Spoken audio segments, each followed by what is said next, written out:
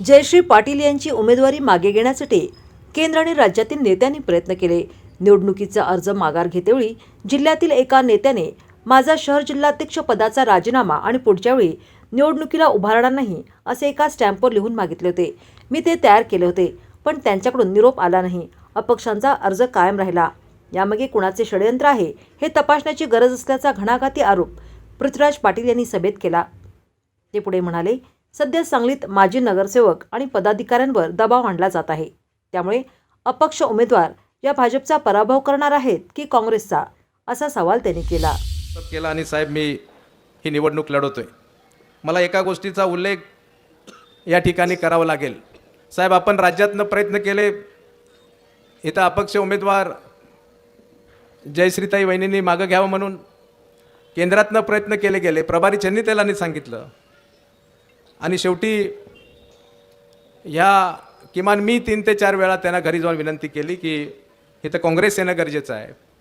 ज्या मदन भाऊंचा पराभव सुधीर गाडगे यांनी केला, त्यांचा पराभव करणं आपलं प्रथम ध्येय पाहिजे। आपण भांडत बसलो तर त्याचा गाडगे यांना फायदा होऊ शकेल, एवढं सांगून विनंती करून त्या ठिकाणी ते ऐकत नाहीत म्हटल्यानंतर मला जिल्ह्यातल्या एका नेत्याने निरोप दिला। त्यांनी सांगितलं की तुम्ही आता आपल्याला तडजोड करावी लागेल। मी म्हटलं काही असेल तरी मी तडजोड वाटेल ते तडजोड करायला लागेल, मी करण्यास तयार आहे। त्यांनी सांगितलं की तुमचं जे काँग्रेसचं शहर जिल्हाध्यक्ष आहे त्याचा ताबडतोब राजीनामा द्या। मी विचार केला, माझ्या शहर जिल्हाध्यक्षाच्या पदापेक्षा इथं काँग्रेस निवडून आणणं महत्त्वाचं आहे। त्यामुळं या ठिकाणी मला सांगण्यात आलं होतं, त्याप्रमाणे राजीनामा मी तयार ठेवला। मला सांगण्यात आलं अर्ज माघार घेण्याच्या शेवटच्या दिवशी की तुम्हाला निरोप येईल, त्यावेळी तुम्ही या, पुन्हा आपण सर्वजण एकत्र बसू आणि उमेदवार मागं घेतील। मला दुसरी अट घालण्यात आली की तुम्ही आता लिहून दिलं पाहिजे की तुम्ही निवडून आला तर पुढची निवडणूक तुम्ही लढवायची नाही, तुम्ही पण लढवायची नाही आणि तुमच्या घरातल्या अन्य कोणी, अगदी माझ्या चिरंजीवांनी देखील लढवायची नाही। आणि त्यासाठी 500 रुपयाच्या बॉन्डवर तुम्हाला लिहून द्यायला लागेल। मी ही दोन्ही पत्र, 500 रुपयाचा बॉन्ड आणि माझा राजीनामा पत्र तयार ठेवलं आणि मी निरोपाची वाट पाहत होतो, कधी मला बोलवतील आणि त्यांना हे सुपूर्द करून त्यांना जे आवश्यक असेल त्याप्रमाणे मी द्यायला तयार होतो। परंतु शेवटी 3ला 5 मिनटं राहिली, त्यावेळी आम्ही ओळखलं की असं होणार नाही आहे। विश्वजित कदमांना एकीकडे वाट ते पाहत होते, मी माझ्या घरी बसून होतो। खरं दोघांनाही त्याला सांगण्यात आलं होतं की वहिनी नक्की अर्ज मागं घेणार आहेत, आणि मला सांगण्यात आलं होतं की एवढं 2 गोष्टी तुम्ही करा आणि हे होऊ शकेल।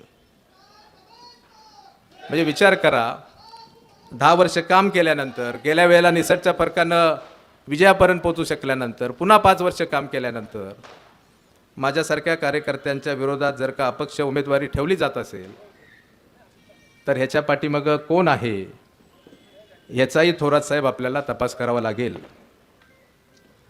तर ह्याच्या पाठीमागं कोण आहे ह्याचाही थोरात साहेब आपल्याला तपास करावा लागेल। आणि म्हणून मला या ठिकाणी भाजपचा त्यांना पराभव करायचा आहे का काँग्रेसचा पराभव करायचा आहे, हा आता प्रश्न विचारला जातोय। काँग्रेसचा पराभव करायचा आहे का तुम्हाला पृथ्वीराज पाटलांचा पराभव करायचा आहे पर्यायानं, हाही प्रश्न आता विचारला जात आहे। आणि साहेब, इथं उपस्थित असणारा एकही असा, अगदी महिला असतील, तरुण असतील, मी ज्या वेळेला आता गेले 8 दिवस जनतेमध्ये जाऊन मतदान मागतोय, विनवणी करतोय, मला प्रत्येकाकडनं पहिलं वाक्य येतं आहे की तुमचं काय चुकलं हो, तुमच्यावर अन्याय झाला आहे, जयश्रीताईंनी असं करायला नको होतं, त्यांनी अर्ज मागं घ्यायला पाहिजे होतं, अशा एक सार्वत्रिक प्रतिक्रिया होतात। परंतु आता निवडणूक लागलेली आहे,